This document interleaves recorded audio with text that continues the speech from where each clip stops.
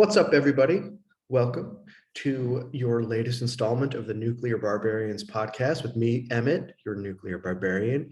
And today we have a great guest that I want to get to in 1 second. First, if you guys aren't, and you should be, you should sign up for Grid Brief, which is free. And that's how you'll get this podcast sent directly into your inbox every Friday, along with 5 days a week of solid, short, compact, and useful energy coverage, along with some pretty cool old photos of industrial projects I like to find and throw in there. So without further ado, I would like to introduce today's guest, somebody that I've been stoked to talk to for a while. This is Brian Gitt. How's it going? Excellent, Emmett. I'm really looking forward to our conversation today. Thanks for having me on. Yeah, me too. This is going to be great. So I'm trying to remember when I first came across your work. I think it might have been Mark Nelson, who maybe retweeted one of your threads or sent it to me and was like, yo, check this out. And I know that whenever Mark sends me something, it's going to be like the premium, like 100% uncut good stuff. And that's exactly what it was. You are incredibly prolific on Twitter. You have some of the most thoughtful and clear energy breakdowns I've seen. But the one thing that I thought was really surprising is that you're a pro-nuclear guy who used to be in the renewables industry. And I want to know about that.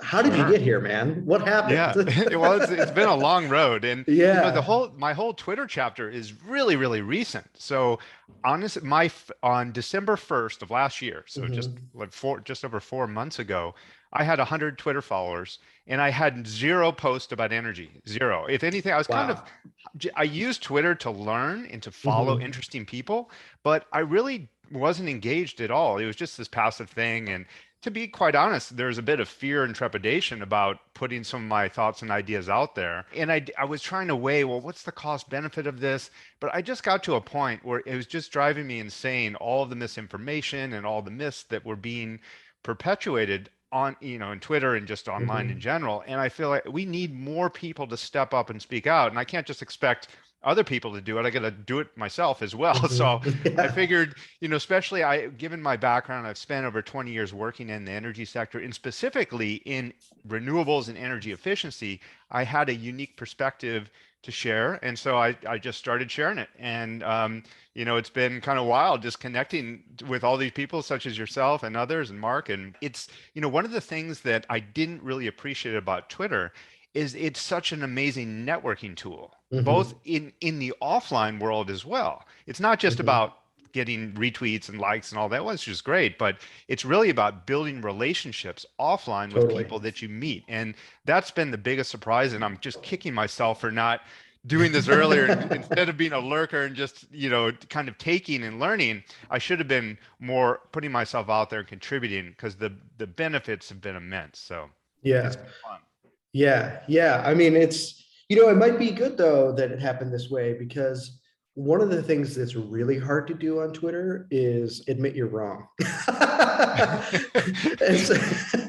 and so if you're somebody who's gone through sort of a big shift, that can be really taxing, because you accrue followers, they expect something of you, and they even develop sometimes like a false relationship with you. And then if you're like, actually, I've been wrong, they're like, oh no, I've been wrong somewhere deep within my identity. Because, sometimes social media like gets inside of us in this way that, if we're not careful, can kind of make us batty. I think that happens a lot. I think we can all see that online a little bit, Yeah. So I think like this is all right time, right place for you. Oh, well, thanks. And you're mentioning admitting you're wrong. I mean, that's a cornerstone of my whole story, is that I spent over 20 years really working on the wrong problem and coming to this realization. It wasn't one moment of epiphany or anything. It was a gradual process of an evolution of my thinking and ideas. But it really took a lot of effort, because as you mentioned a key word just now, which is identity. My identity was tied to these beliefs, these belief systems that were so tied to solar, wind, energy efficiency, that I wasn't really open to in being willing to hear new ideas and to really expose myself and to challenge and kind of deconstruct my thinking. And so when I started to do that, and again, that took place over a number of years, it really kind of shattered my worldview. And it's uncomfortable First of all, Yeah. because not only are you having to almost redefine your own identity and your core values, but also the people around you, your work colleagues, your friends, other people, they know you as a certain way. And then all of a sudden you have these different ideas and different perspectives. And it's can be a little isolating, honestly, and I was fearful of it. So Yeah, especially if you're somebody within the energy sector, right? Like if mhm. you're somebody who has opinions about energy or is curious, like it might have a social cost. But if you're in that sector, it could have a social and business cost. Oh Um, yeah. I you mean, know, one of the things I get all the time now on Twitter when people say, "Oh, you're a shill for fossil fuels or this or that." I mean, I don't even know where they get this kind of stuff. I mean, I was like, I made all my money, being a proponent of solar, wind, and energy efficiency. So and by the way, where are these checks? I mean, could someone please direct them yeah, to the somebody right call address? API. This I is my know. send it to this They're going to PO the wrong box. address. Yeah. Yeah, totally. Okay. So let's rewind. Let's rewind. Take me back to 20 years ago when you step into the industry. What do you like? How do you see the world? What do you want? I was an idealist, and as many of us are in our kind of late Mhm, teens, early 20s, very much into the wilderness and in natural mhm, world. And I used to lead wilderness trips for teenagers in Alaska and the Southwest. And we'd go out for sometimes 40 days on a trip doing mountaineering and ice climbing, sea kayaking and backpacking, all this stuff. And I really just fell in love with the natural world. And I wanted to do something pragmatic to help preserve it, and not necessarily kind of an activist bent on save the rainforest. Nothing's wrong, mhm. obviously we want to save the rainforest, but Yeah. I wanted something that was very tangible, pragmatic, where I feel like I was having an impact. And I naturally gravitated to energy, and specifically solar and energy efficiency. And I can actually remember I was sitting in this lecture hall in northern Arizona, this little teeny town called Prescott, and Amory Lovins was giving a lecture. This was Mhm, a school I was going to for some time there.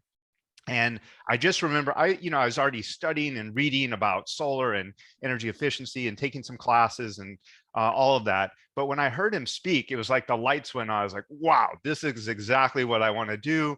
totally. Buildings and energy, it's where the rubber meets the road, right? Mhm. And he's a It's great communicator. He Like, is. I mean, Yeah. he's obviously my ideological enemy, but like, you have to respect, like, when I've watched clips of him go so far as to like say that like rebound effects basically don't or won't happen and things like that. I'm like, damn, this guy is so convincing, even though that's crazy. Yeah, no, I agreed. I drank the Kool-Aid. I mean, Yeah. I was hook, I line, and can't blame sinker. you. Like, he's so persuasive. In especially, I was in I don't know if I was 20, 21 years old. I was pretty impressionable. I was young. I wasn't Totally. applying critical thinking skills at the time. And I was super passionate about these topics. And here, I just remember him saying, more sun hits the earth in 1 hour than we consume in a year. I was like, wow, that's amazing. So what? Yeah. So, those kind of things hooked me in. And then I just went all in. And, I did a lot of different things, but I was the executive director of green building nonprofit in California that Mhm. did a lot of education and training of contractors in development of policy around energy efficiency, renewables, and green building policy.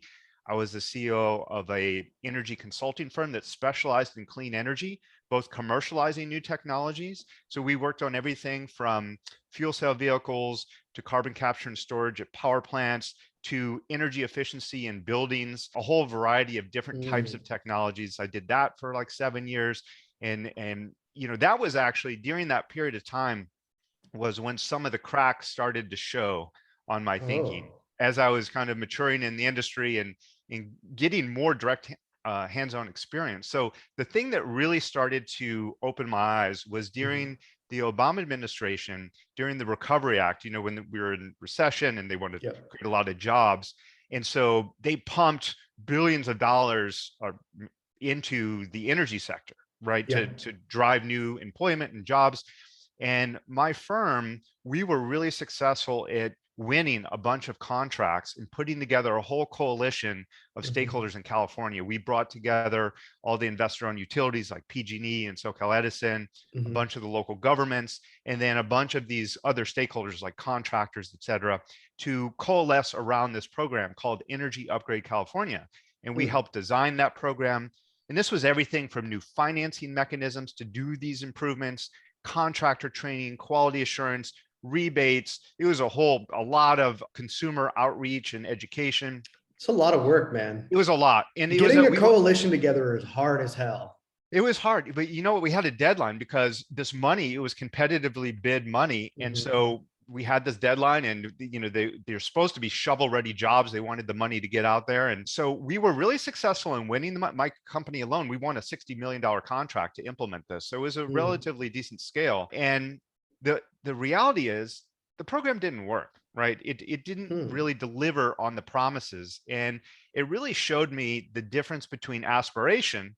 All of the agencies in California, from the Energy Commission, the Public Utilities Commission, they were talking about just huge levels of market penetration in terms of how many homes and how many buildings we were going to make more efficient and upgrade. And we just not even a drop in the bucket compared to what the goals were. And it really showed me that I always thought the problem was we just need more money. If we had enough money, then we could really drive change. That was the problem. We were resource starved. No. And we had tons of money. We had all the right stakeholders. We had all the money. We had the policymakers behind us in California. And yet these programs utterly failed. And yet they would not admit failure. This was really interesting. They would spin success stories around how much energy was saved and how many homes were upgraded. But it was really, in my eyes, a big dismal failure. This reminds me of when some of this demand side management stuff starts to happen in the late 70s, early 80s on through the 90s, is everybody's like, this will save tons of money. Lovins, the negawatt idea, this is going to save everybody lots of money and do lots of work. And then Paul Juskow, the economist, went through and was like, it's incredibly ambiguous how much money this saves. I have no idea how economically or even technically efficient some of this stuff is. And I think I'm not against efficiency or anything like that, but it's not the same thing as generation. And market penetration is hard for anything, especially the utilities industry.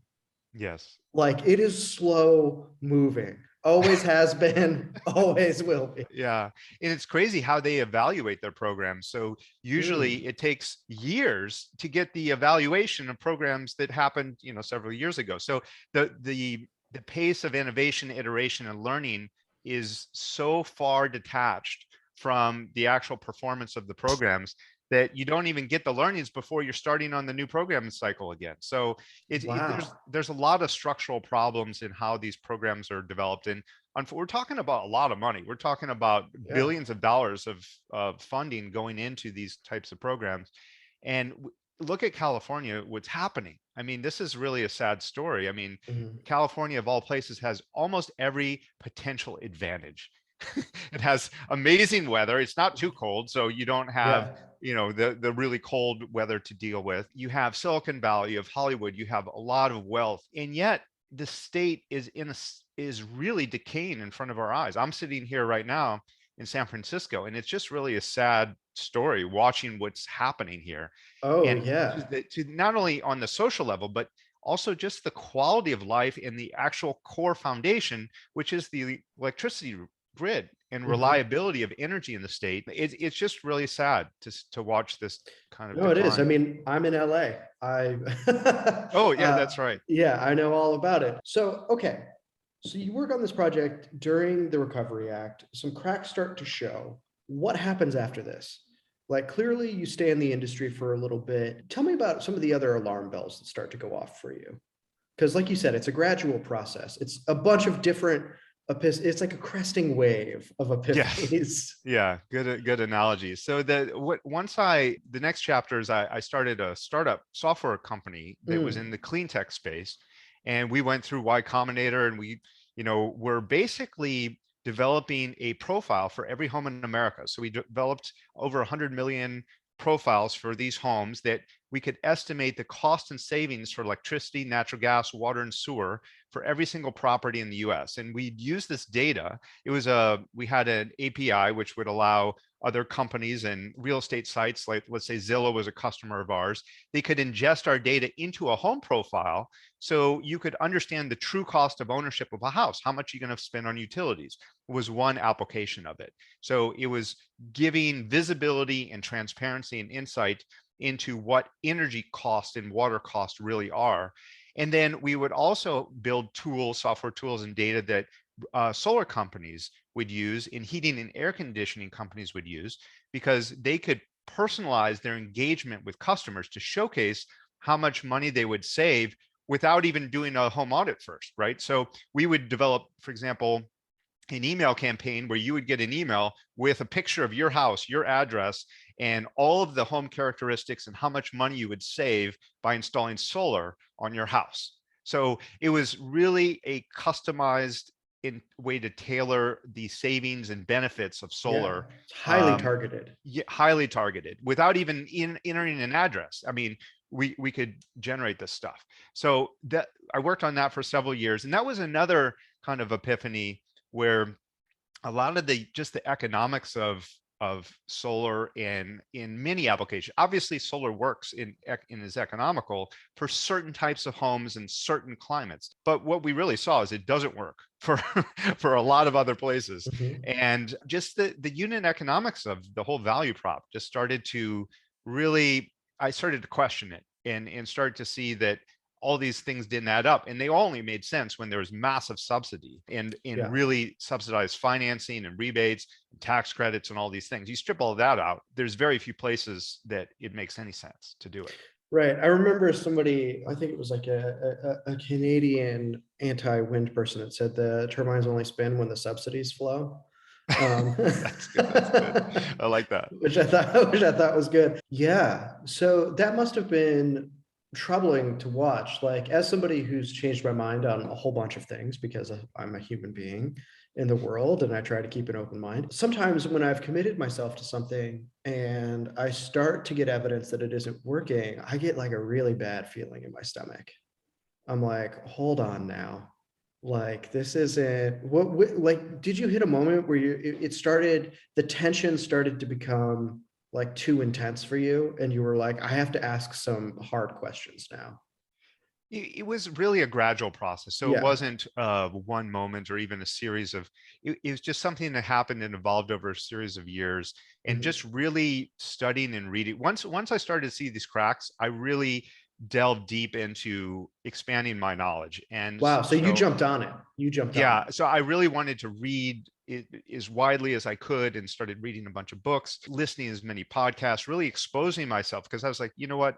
Some of the beliefs I have are clearly not working, not true. Yeah. So I Yeah. need to really broaden my viewpoint here and not just listen to the choir of all the people I'm surrounded by and in all these programs and kind of the general consensus, and start exposing myself to alternative points of view, and Mm. that's really when I started, it became, the contrast was so clear and a lot of these other ideas made so much sense, especially given my experience of working inside, Right. because I was kind of inside, I'm in California in the belly of the beast of when we're talking about renewable energy efficiency. I mean, no state has really thrown more money and more programs and more effort at Mhm. this than California. So it took getting out of my day-to-day mindset and worldview to start to really come to some different conclusions.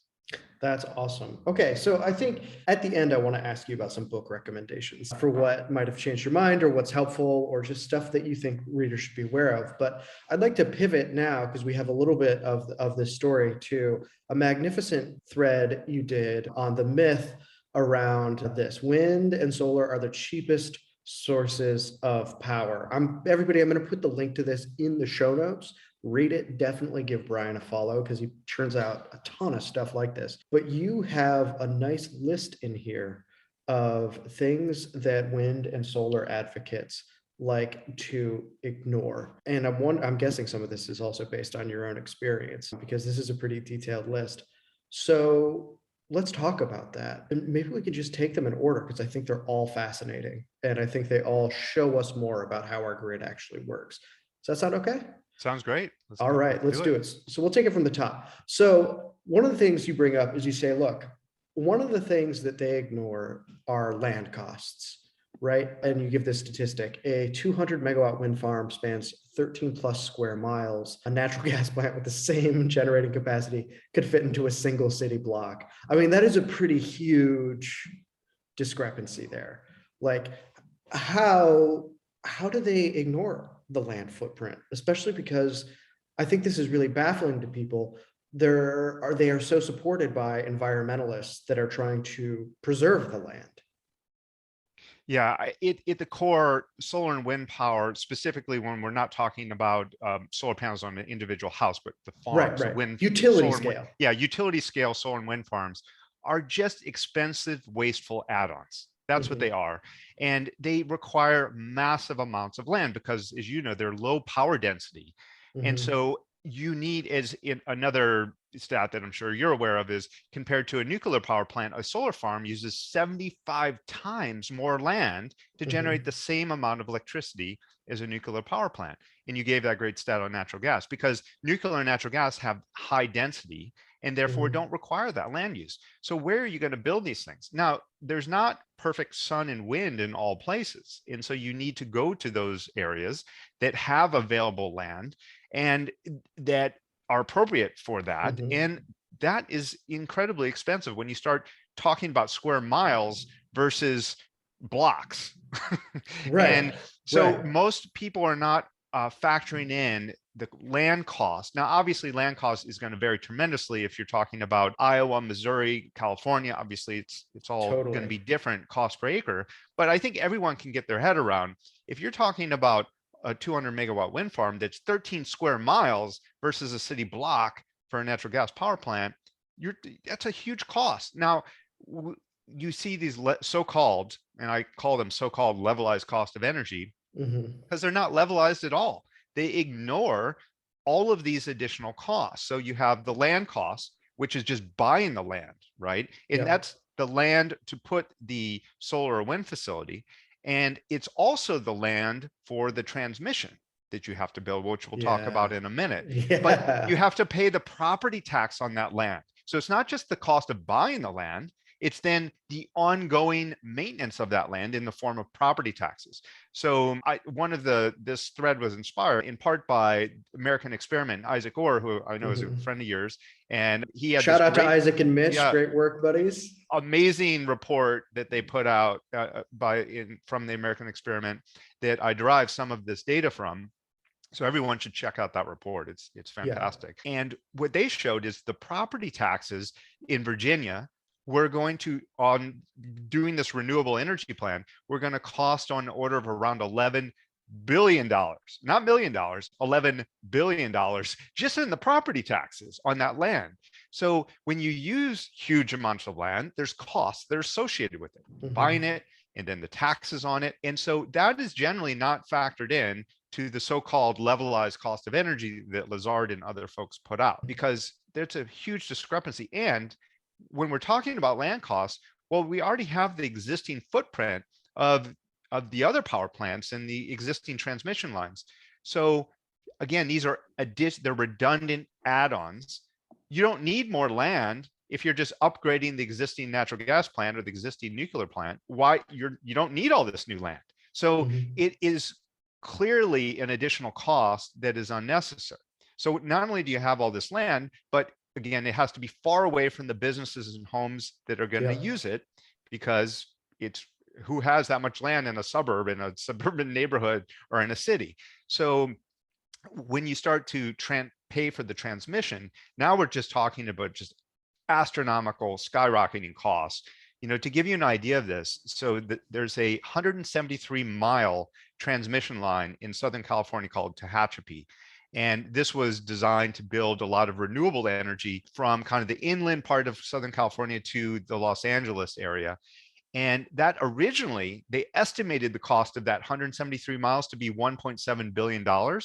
But actually, when they build it, because things always cost a lot more in the real world than on paper, it cost about $3 billion.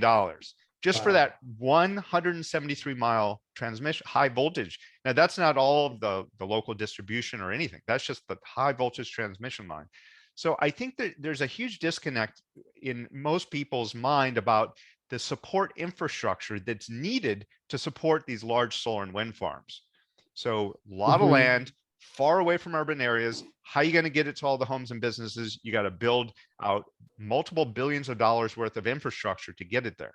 To give you an idea of scale, so in California, they put out a report, the California Energy Commission, the Public Utilities Commission, in work with the utilities.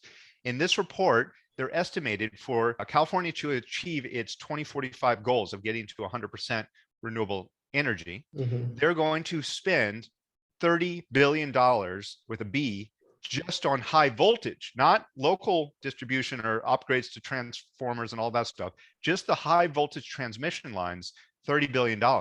Now, that's a huge number, but it's even worse than that, because the actual cost to the consumer for every dollar you invest in high voltage transmissions, it costs the consumer $3.50 over the life of that asset, over that infrastructure. Wow. So really, that $30 billion is over $100 billion of cost that someone's going to have to eat. And who's going to eat it? Well, utilities aren't charities, so it's gonna be eaten by the ratepayer, by the customer, by the businesses, by the homeowners in California. And so when you look at that cost, that's not with a single new wind farm or a single solar panel or any of the land costs or any of the property. That's just the cost of the high voltage transmission lines, over $100 billion that's the ratepayer is going to have to absorb. So I don't think most people appreciate the scale of the dollars involved in these projects. Right. Well, okay. So here's something. A few years ago, a couple years ago now, a friend and co-author Adrian Calderon and I put out a piece on a nuclear New Deal, like just sort of sketching why we might want to do that and some of what it would take to get that done. But one of the things we wanted to demonstrate was exactly this thing, the land use comparison. And we wrote it in 2020, so we used 2019's like total terawatt hours or something like that. We were like, okay, to get that from all wind, it would be, and solar, for each of them, it was about 80% of the size of Ohio without factoring in transmission. To get it from all nuclear, it was smaller than Chicago. Right. Yeah, pretty shocking. Big contrast. One thing, a very well-known wind advocate basically called me a charlatan because I wasn't factoring in how many wind turbines we could put on farms and farm under. And this is always the type of argument you get where it's, you have missed something, or this can be better integrated into our daily lives, right? Solar advocates, Matt Huber and Fred Stafford just published a piece in Jacobin sort of critiquing the small is beautiful thing and wanting greater public power like the TVA. And somebody replied like, wind and solar tech has basically gone beyond the need for this type of thing because we can put solar on top of parking lots in LA. Yeah, that's crazy. Right. Okay. So let's walk through why that's crazy. Like, help us out here. Yeah. Well, the National Renewable Energy Lab has done a technical feasibility study for available rooftops for solar. And what they came to the conclusion is, from a technical feasibility standpoint, that 39%, I believe is right around 39% of rooftops could be appropriate, meaning they have the right orientation, there's no shading, the pitch of the roof, there's all these things that make many rooftops not really appropriate for solar. Or I would say parking lots, like if you're a parking lot in between two skyscrapers, you get shading, right? Yeah.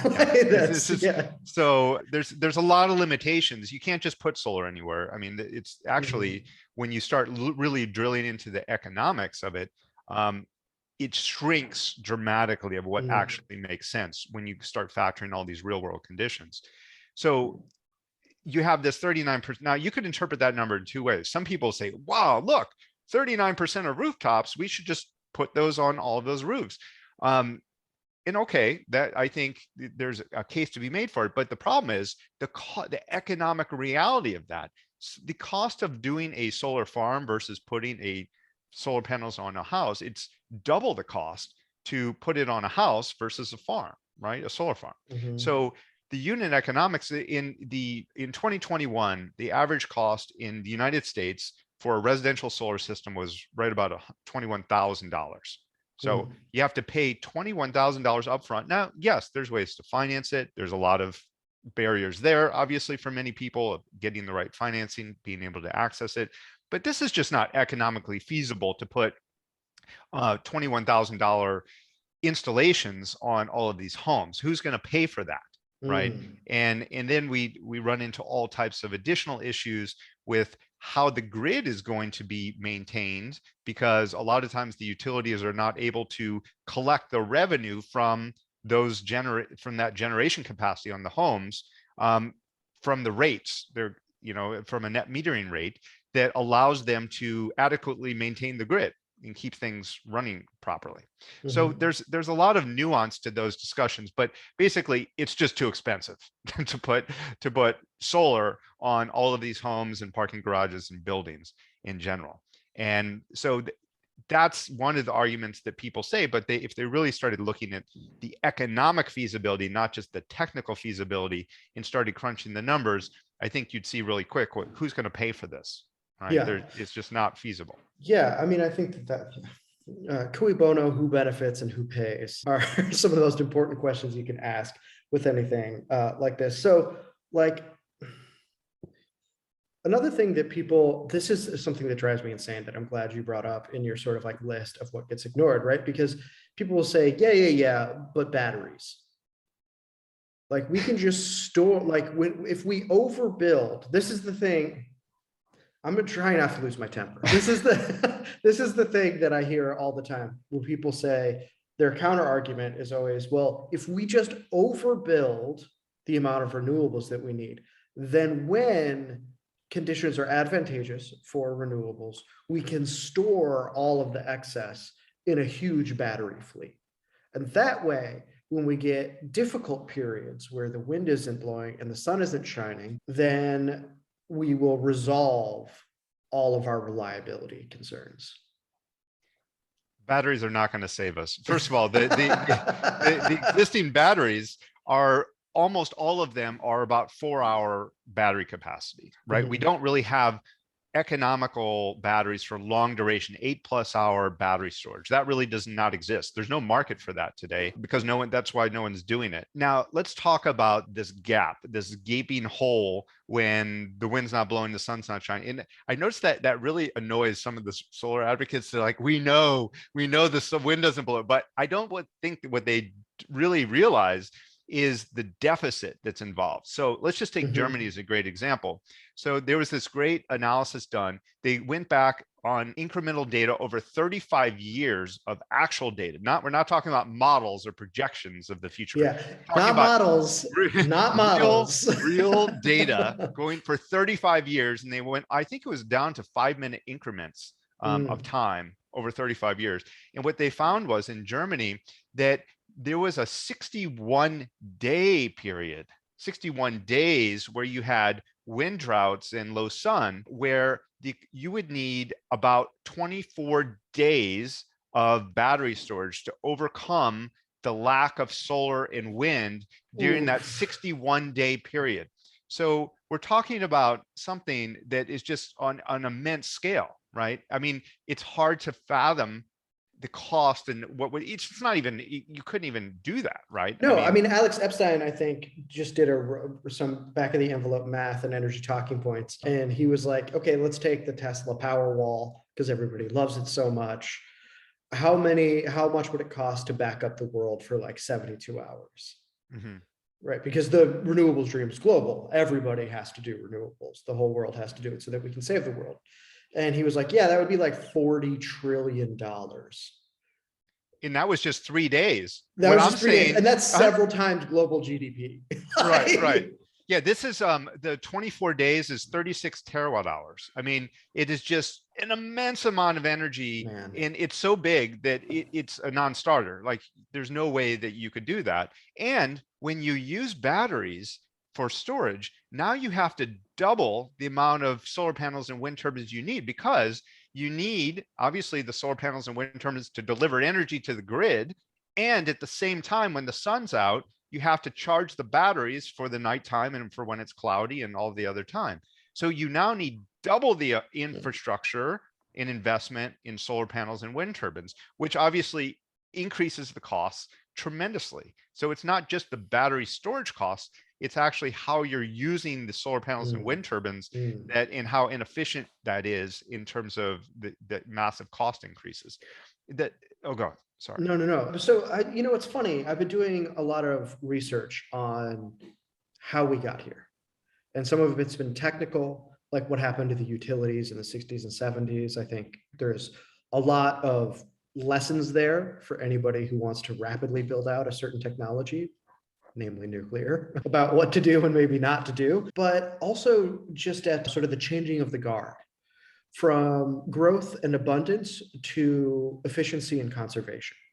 And we're in the efficiency and conservation paradigm. And it seems to me that the renewables argument rests on an optimism around Moore's law for microchips, which is that it could get, X times, denser, more efficient, or whatever it is over time.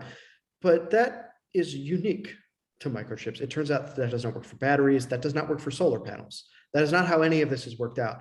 And what I am looking at, and this is just sort of me opining on a comment here, is that the optimism, the high atomic optimism of the 50s and 60s, interesting historical rhyming between that and the high renewables optimism of the climate change era.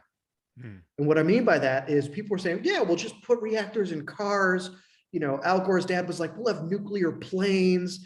It's like, it takes way longer to integrate a technology into your society than that. Like Westinghouse and GE were so overburdened in the 60s with orders for nuclear because they were the only ones that made compressor parts, that it made everyone's lead times go way up. And I think we're starting to see, especially when we look at Germany or California, a lot of the assumptions around, a lot of the optimism and a lack of criticality around the renewables dream pan out the same way. Now, nuclear ultimately works, so it has that benefit going for it. But I just think that there's like a deep historical irony. Agreed. It's really a category error to apply Moore's law to solar panels and wind turbines. They're not even in the same category, and it doesn't apply, or battery storage. We just look historically, batteries, the efficiency and improvements of batteries have not been doubling every 12 to 18 months. They're very, very incremental. They're like 5%, getting 5% incrementally better on an annual basis, somewhere in that realm. So I don't even know what we're talking about. It's a total category error to associate this with something that has nothing to do with it. And actually, we're starting to see the cost go up, not down, because commodity inflation, what we're seeing now, because there's basically a lack of supply and obviously some macro global issues converging. It's complicated, but even before the Russia-Ukraine war, we had a structural imbalance on supply issues around commodities. And we were already starting to see wind and solar go up in price. And yes, when people talk to the decline in the cost of solar, over 80% over the last decade. Yeah, but where were you starting from? It's important, right? You're starting from a really expensive number. So it's not so hard to decrease that. And now it's really flattened out. And now that prices are starting to go back up. And I think what we're likely to see is in the 2020s is likely to be a decade of inflation, and specifically commodity inflation. This isn't something that's going to be solved in the next year or two. It takes on order of 10 years to develop new mine capacity, to go through all the permitting and actually get something built to where you're getting minerals out. And so we're not going to be able to rapidly expand supply of these critical commodities in any short order of a few years. We're talking 5-10 year timeframes at the minimum. And so we're going to see the cost of solar and wind go up substantially. We've already wiped out all of the gains since 2018, just in the last year, because they're already up, like I think on average about 30% solar, 25-30%, I believe, the cost of the panels. But a lot of that cost reduction, that 80%, people don't realize that was in large parts due to the Chinese government plowing a massive amount of subsidies into their manufacturing capacity to basically undercut and kill competition in the US and Europe. Right. And using cheap coal and slave labor to Exactly. drive down costs as well. When you're using slave labor, cheap coal, and your government is pumping massive amounts of money into your industry to kill any competition, of course costs are going to go down. And the other thing was cheap money. People forget that the cost of financing was so cheap over the last decade. It was almost free, right? I mean, the interest rates were so low. Incredibly bullish. We're not in that reality anymore. Interest rates are going. So the costs are going to, between commodity inflation and interest rates, we're going to see increases in the cost of solar and wind going forward. And this is something I've been keeping an eye on. There's a big fight in the solar industry now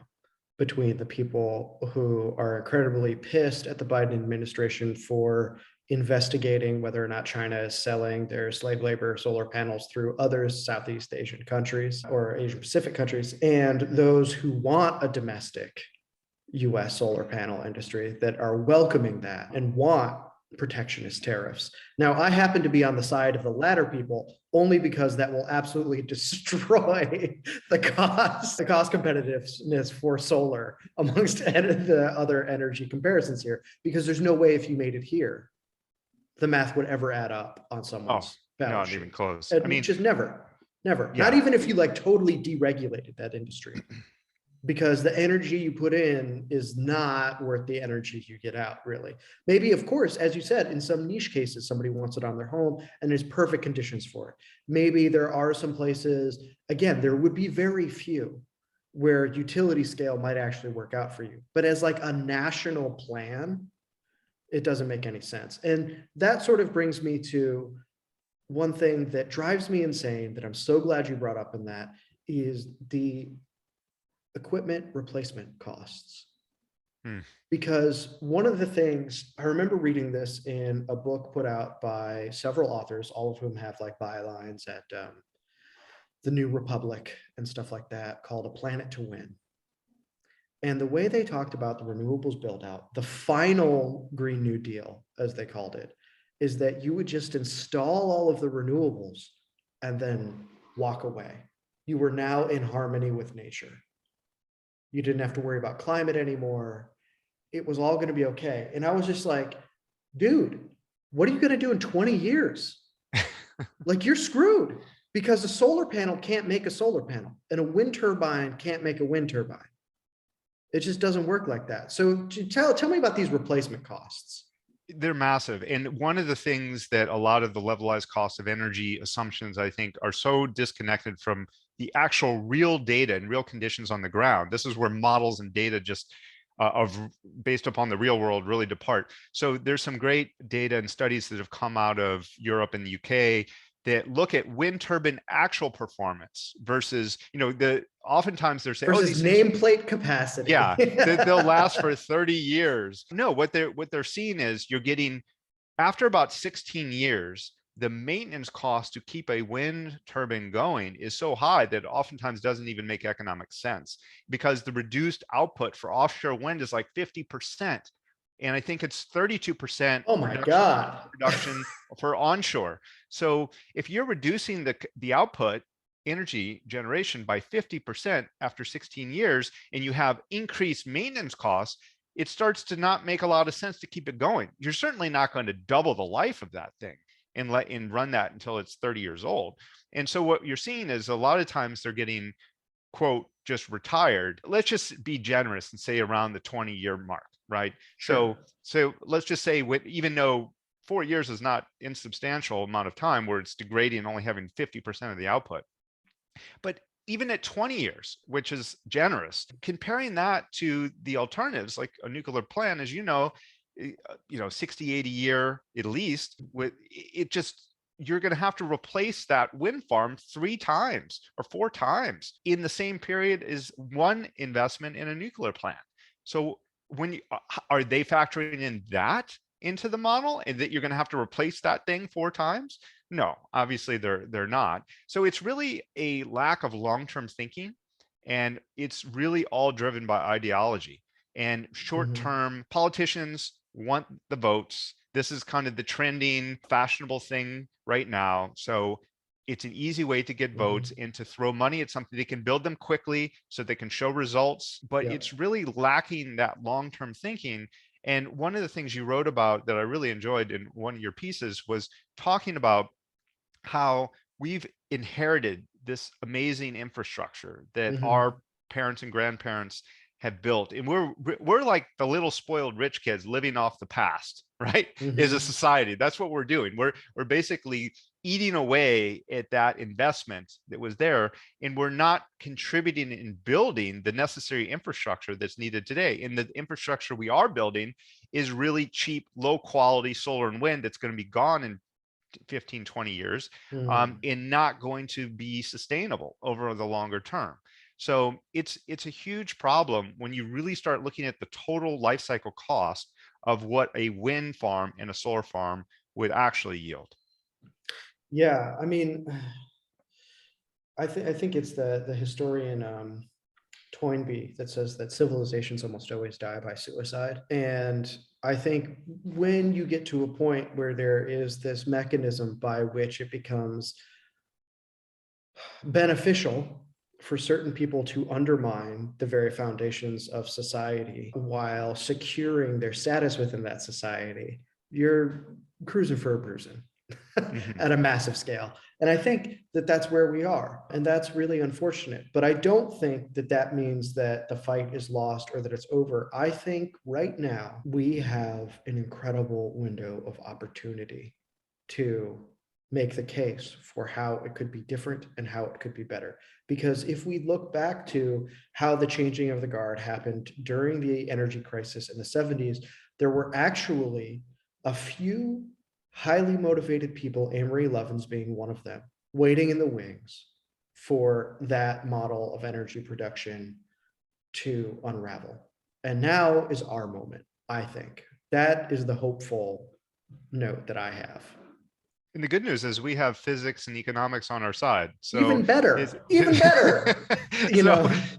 That's the problem is it's things like nuclear power is inevitable. It's going to happen, I believe. Yeah. It's just how many people are going to have to suffer until we get there. Until we get there. And I think Robert Bryce really has been championing this progression of natural gas and nuclear for decade or more. And that's really what there's too much even infighting within the energy space of kind of, well, is it nuclear only or is it natural gas only? I mean, I think we need to have a bigger tent and realize we do need multiple sources of energy for different applications and different purposes to get there, but it's not an all of the above answer. So that's another common thing that I hear all the time. Well, we just need every tool in the toolbox. We need all these sources of energy. No, we don't. Wind and solar are a huge opportunity cost. Every dollar and every day we invest in more solar and wind farms is basically undermining the unit economics and the benefits of nuclear and natural gas moving forward, because it is Meredith Ingwin pointed out in her excellent book, Shorting the Grid, they're distorting the price of power and they're cannibalizing the economics of these reliable power plants.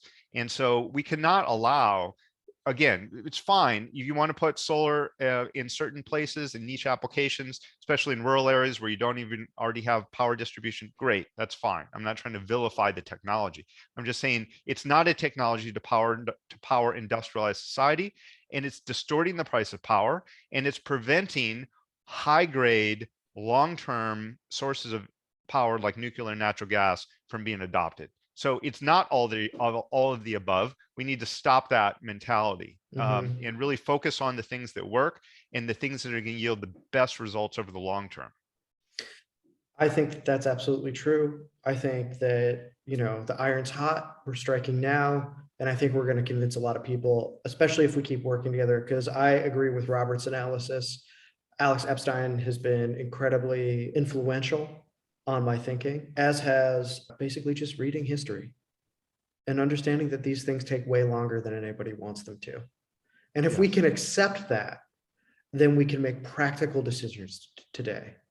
So I think on that note, we're going to wrap up. Brian, thank you so much. I want to have you back on to talk about Andrew stuff again sometime. This was an absolute blast.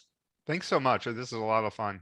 Yeah. So everybody hop into the show notes, follow Brian, check out his website, check out his Twitter, just check him out. Thanks so much for joining us. Stay strong, stay sharp, and stay radiant. We will catch you next week.